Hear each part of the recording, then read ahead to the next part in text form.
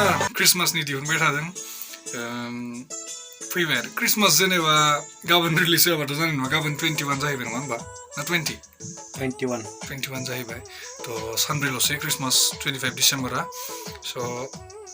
अन्नानै जायफ्रा माने मोजां मोनो लाइक शेयार साबस्क्राइब खालामना होदो चेनेलखौ